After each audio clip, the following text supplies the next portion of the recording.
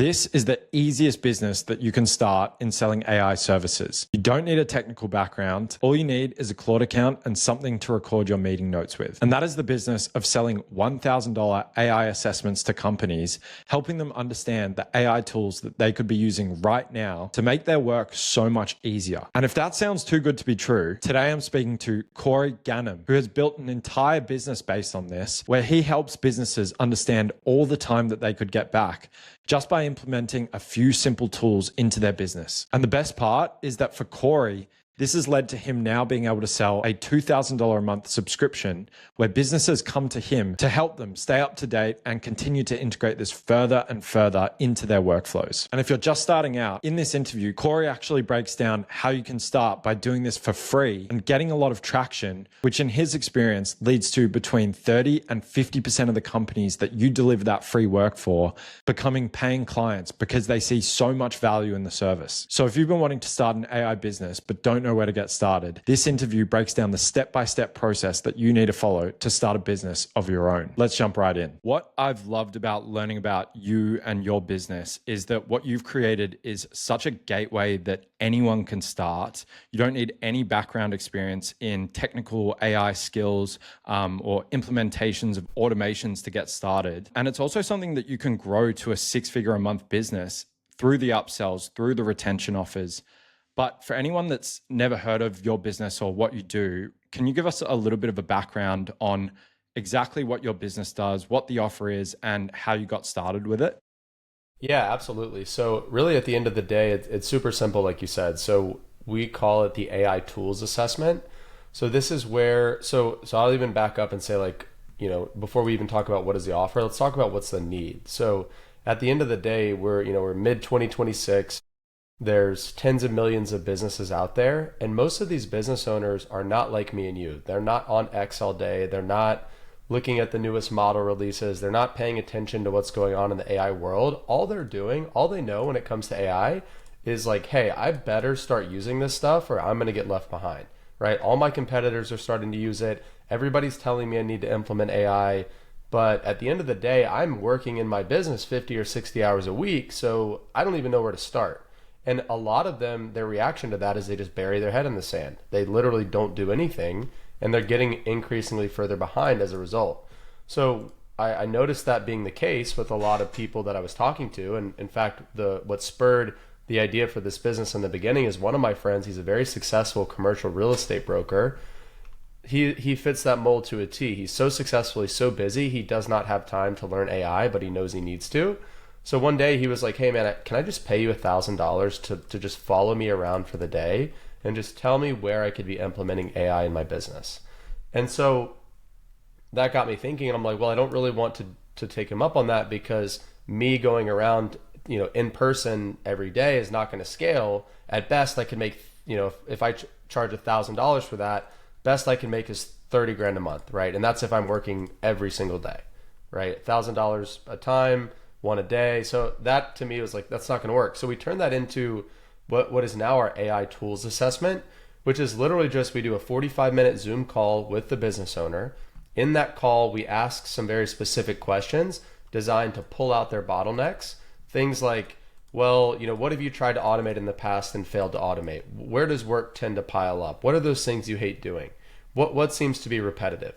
So we ask them those questions kind of rapid fire style over 45 minutes. Then we take that transcript, we feed it to Claude, and we have Claude go do some research on the internet to find just 3 to 7 off-the-shelf AI tools that business owner can implement to fix some of those pain points that we uncovered during the Zoom call, right? And then we pretty much take those recommendations and we put it into a report. We've got a really nice report template that we built and that we use in Claude Design. And for anybody that's watching this, if they want the exact template that I use, I've given that away hundreds of times before. They could go to audittemplate.ai and just download that. So we give them the report, and then we set up a 30-minute review call with the client to go over the report with them. So that's just me sharing my screen and saying, hey, here's this pain point that you mentioned. Here's a tool that can solve it. Here's a pain point. Here's a tool that can solve it, right? So that is pretty much all we're doing, is we're prescribing off-the-shelf tools that already exist. We're not building anything. We're not doing anything crazy at all. We're literally like a doctor. We're just prescribing. Does that make sense? That makes a ton of sense. And it made me think of something that I had a comment on one of my videos that I actually made about you about a week ago. And someone said, surely like this is such an obvious play. Like people need to be like businesses need this. Surely this is quite saturated right now. And I went around my office and I started asking other businesses, like, how are you using AI? And beyond ChatGPT, pretty much no one is actually implementing tools, even as simple as meeting recorders in Yeah. their business. How have you found when you've spoken to these businesses, how far along the journey have they gone in terms of actually like discovering tools or trying a tool or even speaking to other service providers that are trying to do this? Because I feel like this is something where people think this is so obvious. There must be so much competition out there. But to me, it seems like there's such an oversupply of businesses that could use this and such an undersupply of providers. What's your experience been with that? I mean, you're spot on. It's such a blue ocean right now. Like people that think that, oh, this is so obvious or it has to be like ruthlessly competitive. They're right in the sense that yes, this is so obvious, but we're still so early that there's an unlimited opportunity. Like if I think you have, tens of thousands of followers on X, I have like 50K on X. If every single one of our followers today decided to start this business in their city or town or even nationwide, there would still be an unlimited amount of opportunity left over. And the reason for that is because I think the statistic last I looked, only 5% of the world, I don't even know if it's of the world, maybe it's just of the US, but 5% of people are paying for an AI subscription in any capacity. That means 95% of people are still using, if they're using AI at all, they're using the free version of ChatGPT. That is it. So everybody I've talked to that people that we've sold on the service and even just business owners in general in my network, they are the very most sophisticated of them are using, the Claude $20 a month plan, and they're still using it like a chatbot. Like if you know how to build a Claude skill or like an AI skill, you're automatically in the top 1%. If you are using things like Hermes or Codex or Claude Code, you're in the top 0.001%. Like, again, people think that this is obvious because we spend all of our time on X, where it is obvious on X. But we've got to remember that that is such a small bubble and that 99% of the world is just not, they're just not there yet. They're not even close. Yeah. And of the businesses that you've spoken to, because naturally you'd find yourself speaking to so many categories of businesses, is there a particular category or type of business or size of business that seems to be the most in demand for this type of service? Yeah, so when we're talking about the AI assessment in particular, the really good sweet spot is if they've got like 5 to 25 employees, I found. It's like 5 to 25 employees. The revenue is not as important, but let's just say like, 1 to 10 million dollars in revenue and small enough to where you're usually working with the owner themselves, right? I'd say pretty much every assessment we've done has been with the small business owner themselves, and typically they have, like I said, 5 to 20 employees.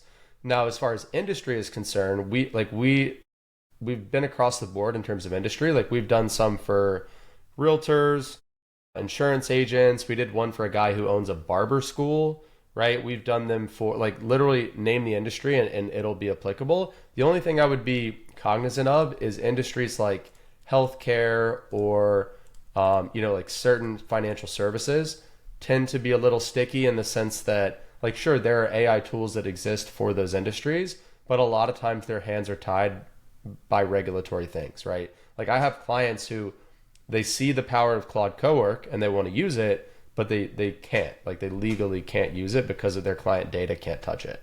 So I'd say avoid those industries, but everything else, like 90% of industries are fair game. Interesting. Yeah, it's funny for those industries. I've always thought about, is there a business there to set up local LLMs for a lot of these businesses and actually Yep. create like a closed environment where they can get the benefits of these AI systems that they can't get full access to right now? I'm super curious when you're going after these businesses, because naturally it sounds like there's quite a fit in that like $1 million plus range, certain employee sizes, regardless of the industry.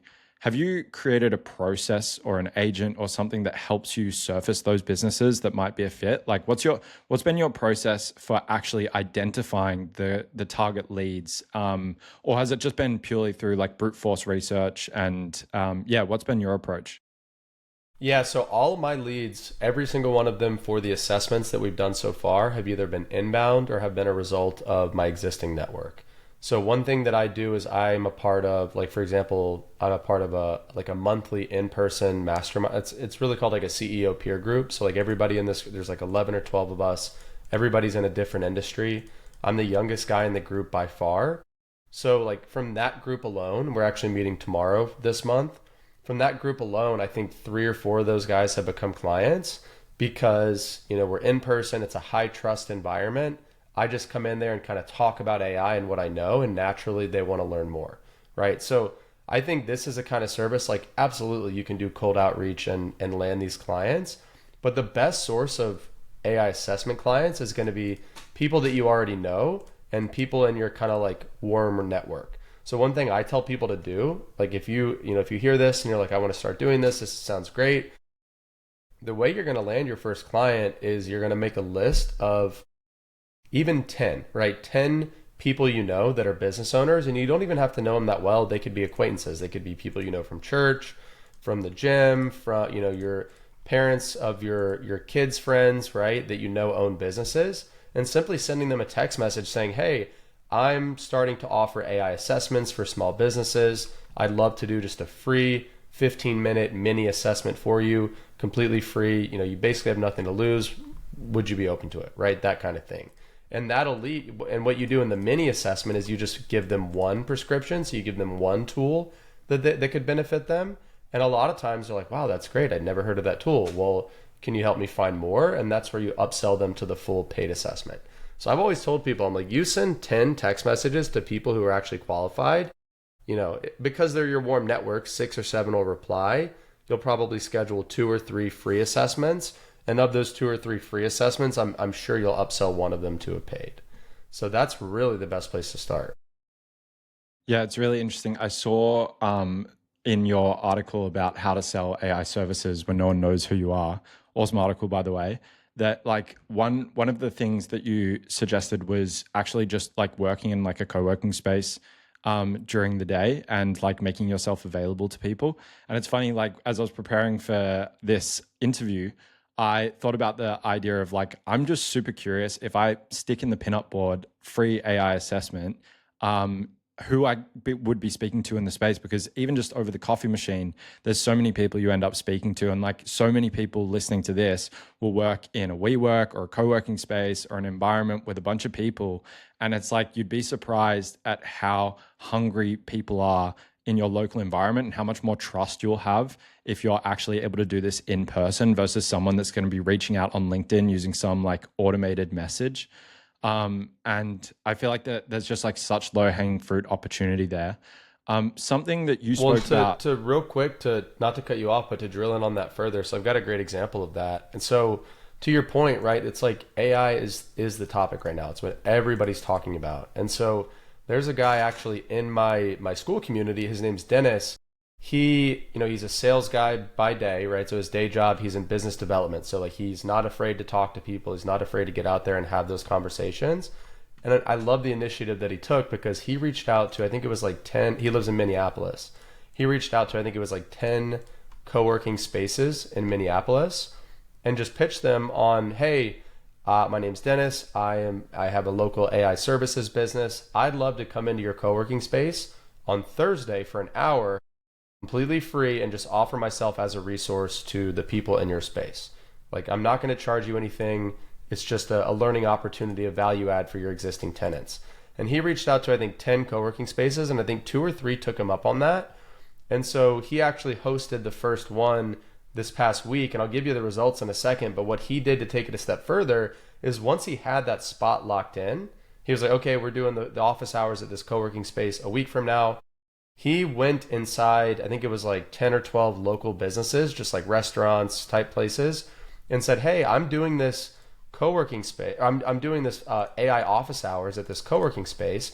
Would you be willing to donate a gift card to your business that I could give away during this event to drive traffic to your restaurant. And he ended up getting $175 worth of gift cards from local restaurants and local businesses to use as a carrot to dangle in front of the people at the co-working space as, hey, I'm doing this office hours. If you show up, we're giving away $175 in gift cards to local businesses. And so, which I thought was super smart. And so, because he basically took our idea and elaborated on it. And so him and his brother hosted the first one. This was, I think, last Wednesday. And he posted about it in the group. He shared a picture. Like they had, I think 11 people showed up. And what was cool is this was like, they even got a conference room in the co-working space. This was like almost like a mini meetup. And, the tenants were in there kind of eating their lunch, and him and his brother were up on the whiteboard, like teaching and kind of showing them how to use Claude, showing them how to use skills, like stuff that's basic to you and me and most of the people watching this. And so I think it was 11 people that showed up. I think he booked 2 sales calls from that, right? So basically an hour of his time, 2 like very qualified leads. And that's just that came from that event, right? Like there's 8 or I guess 9 more people that were there that maybe didn't book a sales call today, but you better believe as soon as they're ready to, learn about AI or require AI services, him and his brother are absolutely going to be the first ones to come to mind because they were in person, they shook their hand, they understand that they know what they're talking about. And those are like, more leads always come later down the line. Those 2 were just, right off the bat. Does that make sense? And 100%. And not only that, like business owners know other business owners. So even if that person isn't in the market for it right now, they're going to be at their dinners with their friends who are other business owners as well. And someone's going to be complaining about the fact that they don't know how to use AI, but their competitors are. And they're going to say, well, I saw this awesome talk at my co-working space. Maybe you should reach out to this guy. So it like creates all these nodes that are out there to win you business. Yeah, that's awesome. Was there anything you want to add on that?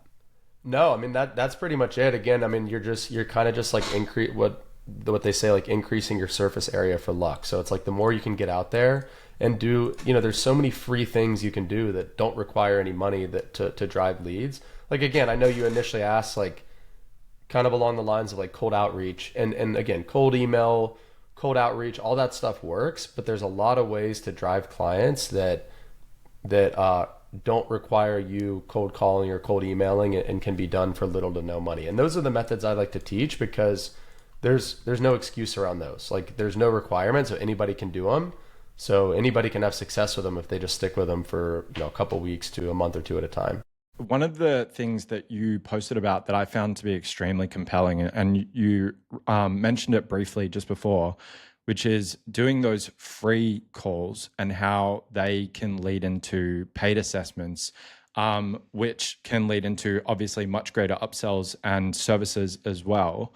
I'm curious, how have you been approaching the free reach outs or the reach outs for free services, or how have people in your school community been doing that as well? Because it's funny, like someone can hear the idea of doing services for free and then they go, oh, I'm willing to do that. And that's going to be easy. And it's like, no, you still have to reach out in the right way with the right offer and have the right understanding of how to actually still make that valuable for people, because people are still paying with their time. How have you seen that evolve, and what have you seen be like the most successful way to approach someone who might be interested in this stuff, but you want to make it really clear where the value is and how to convert them, even on the free offer? Yeah, good question. And to your point, it's like, free is still sometimes hard to sell. Like sometimes free is harder to sell than paid because naturally people see a free offer and they think it's not worth anything, right? They think low value. And so when the payment in this case is their time, I mean, for most people, that's going to be more valuable than money to an extent. So a lot of times that you have to sell them on the free assessment. And really the best way that I've seen, people do that is you've got to frame it in a way that like it's a no lose proposition for them. Right. So again, if we're really just asking for 15 minutes of their time, you can frame it like, look, absolute worst case, you're going to walk away having learned something about AI that you didn't know before. I can guarantee that. Best case, you walk away with a recommendation for a really cool AI tool that can help you somewhere in your business do something that you are probably currently doing manually. So it's like, in their mind, it's like, okay, well, 15 minutes, absolute worst case, I'm going to learn something about AI, which I know I need to be doing anyways. Okay, I'll take them up on that, right? And so that's how we've seen it work best, is just framing it in that way where there's no lose for them. And then the other thing is just not being afraid to ask for the upsell. Like, I think a lot of people are afraid to sell and they're afraid to ask for the sale. And so if you get on with whether it's a friend or a prospect or whoever, and you do a free assessment and you add value and you can tell that they're interested and they really like what you had to say, like, they're expecting you to sell them, right? And honestly, they want you to. Because if you just gave them a good experience, imagine in their mind, they're like, well, imagine how good of an experience I'm going to get if I'm actually a paid customer of this person. So just not being afraid to ask, like, okay, well, yeah, this was kind of just a taste. If you want to do the full assessment, you actually get anywhere from 3 to 7 recommendations. And that's $999, but we have a guarantee around that, where if we don't find at least 5 hours per week in time-saving opportunity in terms of AI in your business, then it's completely free. So again, even with the paid assessment, you have nothing to lose. Absolute worst case, you learned 3 to 7 tools that you didn't know about before that you can go and implement. Best case, you're going to buy back at least 5 hours per week. And by the way, we've never had to refund anybody because we've always found multiple areas of opportunity inside their businesses for AI to help. Right. So 100%. that's like the framing that I use. And speaking of not being afraid of the sale, when we're talking about upsells, what are you finding is the most common upsell or the lowest hanging fruit that most businesses need implemented, that you're implementing across a lot of businesses? And for someone that's thinking about this as a business, what sort of ranges can they charge for these sorts of services, where the company is actually excited, is getting value out of it, but the business owner is also being rewarded for their time? Yeah, so the most common upsell that I've sold by far, and you've probably seen me talk about this too, is my AI concierge service, right? So that is something where, again, when we deliver the assessment to the business owner, they're thinking to themselves, like, okay, great, I've got this report, I see these 3 to 7 recommendations, I see the path forward for how to implement AI now that I've kind of been given the roadmap or the blueprint, but I'm still so busy. I still have, I'm still working 50 or 60 hours a week. Hey, by the way, can you just come into my business and just either implement this for me, or better yet, teach me how to implement this so that you can kind of teach me how to fish, instead of just, implementing something that I still, I'm not any smarter because of it, even though my business might be a little better off. And that's where the AI concierge offer comes in. And that has been, quite frankly, like the easiest offer to sell of all time after we do the assessment. Because one, they're already a customer, they paid you, they trust you, you've given them a good output in the form of the assessment. Two, AI concierge, and we can kind of explain what that offer is in a second, but it's done with you consulting. So they're getting both the result and the learning that comes with it. You're basically helping them implement. You're not just doing it for them. So clients love that because it's a way for them to learn about AI in a structured format with you teaching them, and they're able to get the result at the same time. So it's like best of both worlds for them. Are you finding that that is primarily for the CEO or the founder, or are you also implementing this across their teams?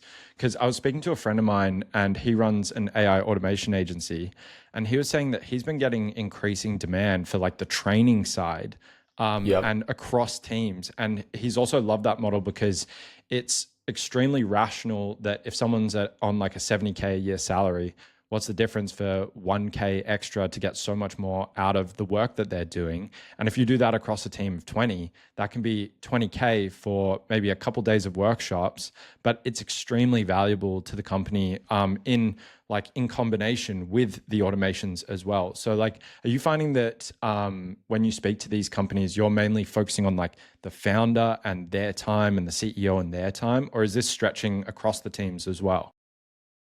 Yeah, so of my AI concierge clients, so I have 5 of them right now. 4 of them are the business owner themselves.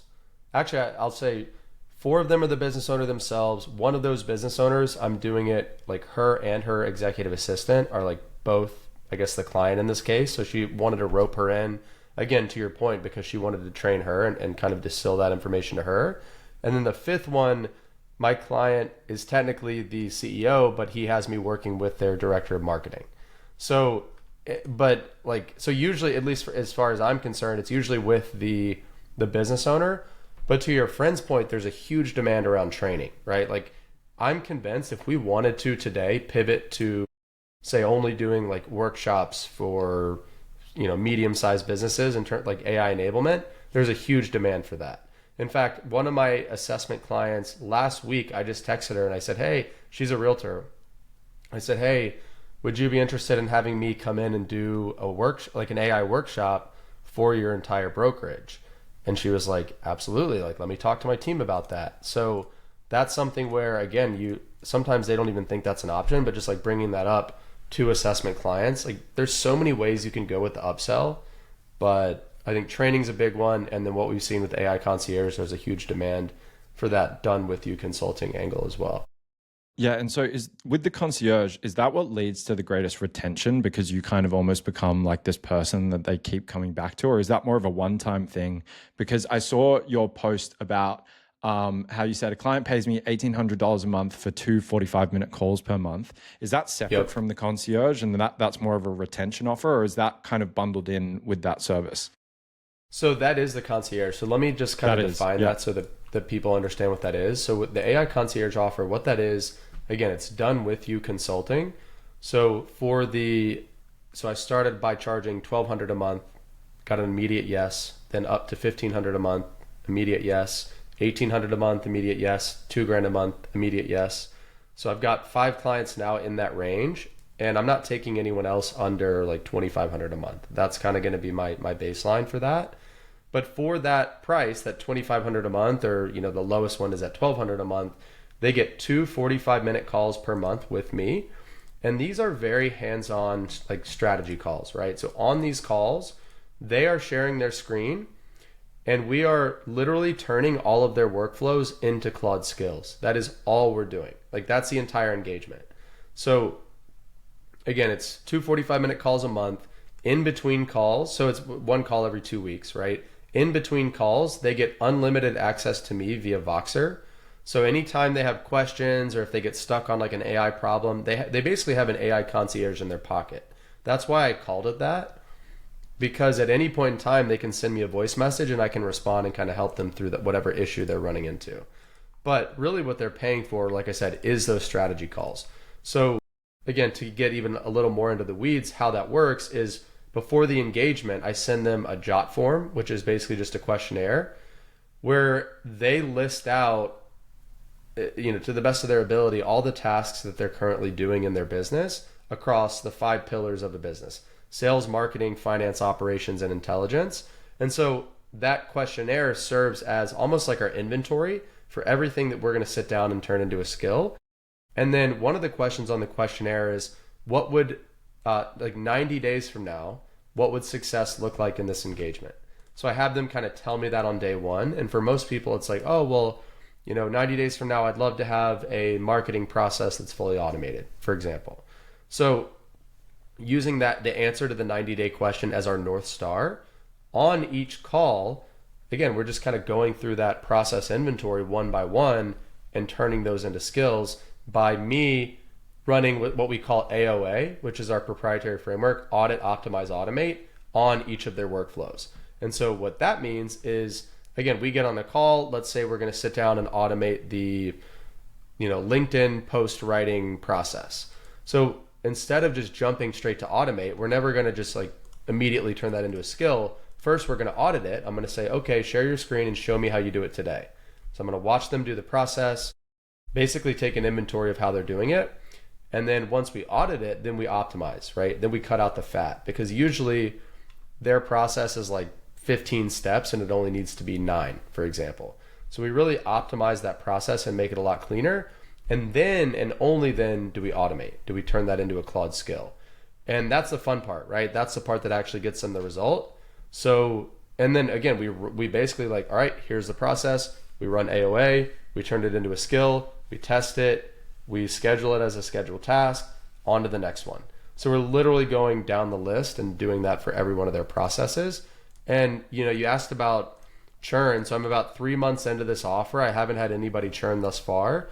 And I'd say pretty much all of my clients except one, we've already achieved that 90-day goal that they had set in the questionnaire, we achieved it by like day 45, right? We moved a lot quicker than they anticipated. And so they're getting a really good ROI out of it. Insane. So I'm super curious, with these clients that you've been working with, has there been a particular automation or moment that's been like the biggest wow moment where you've seen that real unlock, or any stories like in that realm? Because there's been a few moments where like I've had someone just come into my office, I've shown them some of the stuff that I'm working on or ways that I've automated my own work, and they go, wait, what? Like you can build your own CRM, which seems like the classic thing that you would build as someone that's interested in this stuff. But to someone who hasn't seen that before, like you see their eyes light up and you can see they're like sick of using the same software again and again and again. They're like, oh, I've always wanted it to work like this. Now it's like, oh, imagine if that could happen. Has there been one of those for you where you've either worked with a client or seen with someone else that there's been this real big aha moment or a light bulb moment that's made a massive impact in their business? Yeah, and we've had quite a few. So there's a couple that stand out in particular. One from last week, I actually posted about this a couple of days ago, but this one client, she actually is the operations manager for this info product business. And so one of her tasks, every month they run like a one-on-one connections program inside their mastermind. And so previously what she was having to do every month, she was having to go through, I think there's like 50 people in the group, go through and pair everybody up, one person with another, but she had to make sure that there were no duplicate pairings. So she had to go look at all the past pairings, make sure that, Tom's never been grouped with Sally before, and every pairing had to be fresh. And then she had to put that into a Google Sheet. She had to draft an email to all 50 people. So basically 25 emails, introducing them one to the other. But before she did that, she had to go into their community platform, make sure they were still active. Like there was literally 7 or 8 different little steps that she had to do to facilitate this one-on-one connections program. And it was taking her anywhere from 2 to 3 hours per month, which again, doesn't sound like a ton of time, but this is somebody who's paid probably, 100K a year. So it adds up for the CEO. And she hates this task. Like she told me, she's like, Corey, I dread this task. Like it's the bane of my existence. Usually I do it late because I hate doing it so much. Like I just put it off. And so over the course of like basically 1.5 calls, just over an hour, we turned it into 2 separate Claude skills. And our call last week, we tested it. We ran it on this month's connection program, and it worked seamlessly end to end, 100% automated. So we took that 2 to 3 hours down to like all she has to do is run a slash command and it's done. And she was so happy. She was like, oh my God, like I can't believe this. This is someone who had never even used Claude before we started working together. So she was really happy with that. And that was a big light bulb moment for her just to see like, oh, well, now what else can we do, right? It unlocked a lot of other possibilities in her head. Another one is one of my clients. He's a CEO of this is like $150 million a year fintech company out of Colorado. And one thing that he was doing, or actually he wasn't doing it because it was taking him so much time, every week he wanted to draft almost like a state of the company email to all of his employees. He has about, I think, like 150 employees. And in order to do that, at first he was manually pulling out their granola transcripts. He was searching through his email to find his like revenue report from his chief revenue officer. He was looking at their financial KPIs. He was looking at, their technology KPIs. He was basically pulling data in from a bunch of different sources. And according to him, it was taking him about 2 hours a week to pull the data required, analyze it, and draft this, company-wide email. And so we built in one call. We built this in about 45 minutes, a skill that literally just pulls all that data in automatically, looks at 5 previous examples of company-wide emails that he's sent as reference files so that it knows what good looks like, and then uses his brand voice profile, which we created on an earlier call, and just drafts basically the first draft of that company-wide email. Now, does he, take that and click send? Absolutely not, but it's 80% of the work done. So we took that 2-hour process and now it's about 15 minutes. And we actually added a few more reference files last time to tighten it up even more. So now it's about 10 minutes. He'll revise it 1 or 2 times and click send. So that's something that, and again, this is a $150 million CEO. If we truly quantified his time's probably worth $10,000 an hour. So we just bought him back $20,000 a week if you were to quantify it like that, right? Yeah, it's funny because what you're describing, it's not just even the time, it's also the energy of that individual, It's the mental from the bandwidth. dread, like the mental Yeah. bandwidth. Because like I even think about for myself as a business owner that sometimes like there is administrative tasks you just have to get through. They don't take that much time. But what I find is they drain your mental energy. And if I want to make content, if I want to do sales calls, like I find it much harder after these certain tasks. So it's like you Yes. actually, most people only have 2 good flow states per day. And if you waste one of them on these administrative tasks, you actually lose a lot in the compounding of like the more valuable work that you could be Right. doing otherwise. And so that's what excites me most, like even myself, just as someone looking for more ways to automate my own work. I'm super curious about you personally in terms of you put out a ton of content. Obviously, you manage these clients through the concierge service. You would be having sales calls and meeting interesting people and attending and hosting events. How do you manage your time? And also, I'm curious, how many more clients do you think you could take on with the current way that you're executing the work? Yeah, so I've said publicly a few times, I'm capping my AI concierge offer at 6 clients. So I've got 5 right now. So like I'm really only taking on one more, unless one churns, obviously.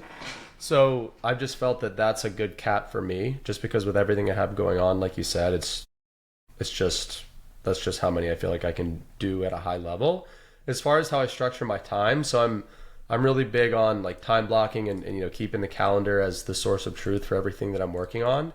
I'm also an early riser, so I wake up at 5 a.m. every weekday, and usually I'm starting work by like 5:30, 5:45, work for about an hour and a half, go to the gym, eat, and then work usually until like 12 or 1, but like, pretty focused work, right? Like phone on airplane mode, locked in, one task at a time, like just kind of working down the list one thing at a time. And then the afternoon is when I have my calls because I'm very much a morning person. So like if I'm going to make content or do anything productive, it has to get done before 12 or 1. And then after 12 or 1, it's just calls in the afternoon. So that's just like generally how I structure my time. Interesting. Has there been any particular piece of content of yours that you've found has led to the greatest amount of interest on like the assessment or the concierge service, or also your school community as well? Like, I'm super interested in the way that you think about content in terms of creating value that might be more down the middle or bottom of the funnel. How do you think about, are there any particular pieces of content that stand out? And how do you think about content in that way as well? Yeah, so I mean the interview I did on Chris Corner's podcast, the Corner Office podcast. I mean that one interview alone accounted for, I mean, half of our school community I think came from that podcast. I got like 60 to 70 DMs, another probably 50 emails of people, either being interested in the service or just saying that they found me through that. So like that one podcast alone accounted for like half my revenue in 2026. And then other than that, I think my YouTube channel is a source of a lot of, really YouTube and X are the source of like most of my AI concierge clients have come from X or from my existing network. Most of our school community members have come from YouTube and X. Almost everything's like YouTube and X at the end of the day. And so it's funny because we're rereading a book for like the third time called The 80/20 Principle by Richard Koch, which is a really good book.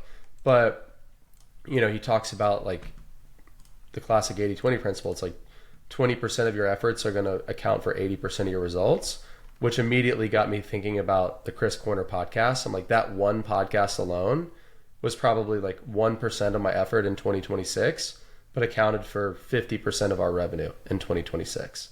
So it got me thinking, I'm like, okay, how do I just do more things like that? Right. So podcast guesting for me, even doing stuff like this, like any sort of collaboration or like partnership marketing or podcast guesting for me is the stuff that's the 80/20 for me. Like that's the stuff that always moves the needle the most. Yeah, that's super interesting. It's like, even for me, in terms of learning, discovering, and sharing this stuff, I always find that the person you're speaking to is the story. Like, that's way better than sitting in a room trying to think of 5 AI businesses you can start. It's like Right. way stronger to speak to someone who has a network, has an interesting concept that's working, and is actually like in the field doing it rather than having something that's theoretical. I'm super curious. We'll wrap up in a sec, but I want to know, are there any other services that you're exploring or looking at adding, or has there been something else that you've seen that really lights you up and gets you excited that someone else might be doing? Yeah, so again, the AI assessments and the AI concierge, that's a lot of what I talk about and a lot of what I teach, because that's what's most accessible, I think, to the everyday person who wants to learn how to make money with AI. So that's what a lot of my content revolves around. But what we're really focused on the like the services side of our business is we are starting to kind of build our lane of building company knowledge bases. So, I'm sure you've seen me talk about that. Like the concept of the second brain has gotten super trendy, and for good reason. I mean, ever since we built our company Second Brain, Alex, it has genuinely made everything that we do within, Hermes agents, Claude Code, Codex, you name it, 100 times more effective. Like, it's truly the biggest asset you could build for your business and even for yourself personally. So we're seeing it's like, okay, well, companies are going to need this, and there's really no good like off the shelf solution. There's a million different ways to go about it. So we've actually taken and adapted it to be almost like slanted as like almost like a knowledge based assessment. So we've got two clients, one this week, one next week. The one next week is a very large publicly traded company. I'll share more about that once we're kind of, I guess probably done with that engagement. But these are clients that are like the one this week's a $50 million business, the one next week's a multi-billion-dollar business.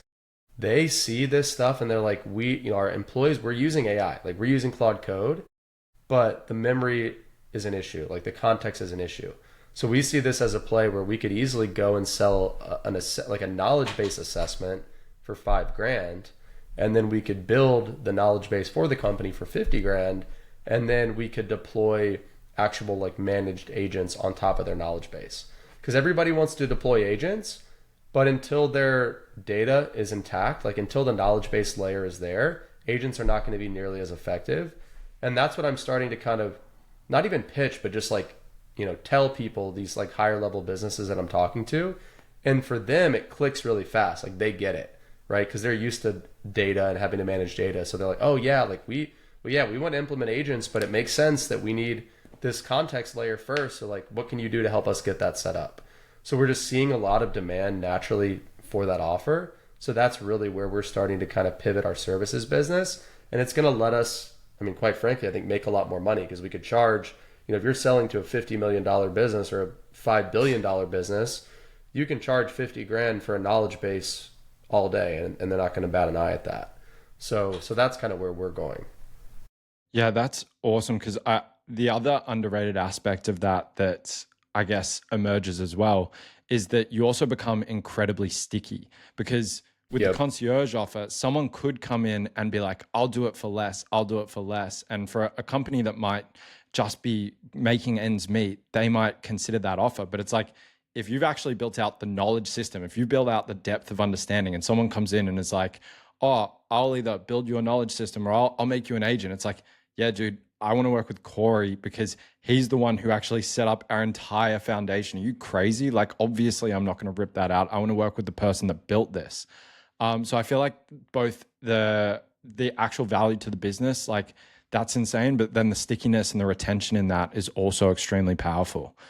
And what's Yeah. funny too is that it comes down to like context within the like with the client too, right? So obviously we're building their context layer, talking about their data, but the context that we've created from simply just working together, if they wanted to rip me out and work with a lower cost vendor, they're having to start over from zero in terms of the context that vendor now has to get up to speed on, right? So like at the end of the day, what I'm seeing is like it's all a business is about context. And like, yeah, we're building that as a product, but that's why some like bigger companies have been working with Deloitte for 20 years, because they've got 20 years of context working with Deloitte. So for them to drop Deloitte and start working with Accenture, for example, they're going to have to get Accenture up to speed on 20 years of that relationship context, if that makes sense. So that's what I'm starting to see. I'm like, okay, yeah, that makes a ton of sense. And that's kind of the bet that we're making, at least for the foreseeable future. Nice. That sounds like it's going to be a really, really promising service, and really looking forward to watching you post about it on the timeline. Before we jump off, I'm going to link your profile, which has your YouTube, your school community, everything that people can find about you. But for someone that's been listening to this and is thinking about starting this assessment service and the concierge, what would be one final piece of advice that you think would help them? So like we said earlier, right? Make a list, just write it on a piece of paper. 10 people you know. They don't have to be like your best friends. You don't have to know them that well, but just acquaintances that own businesses, and send them that text that we kind of alluded to earlier. Hey, I'm starting to get into the world of AI.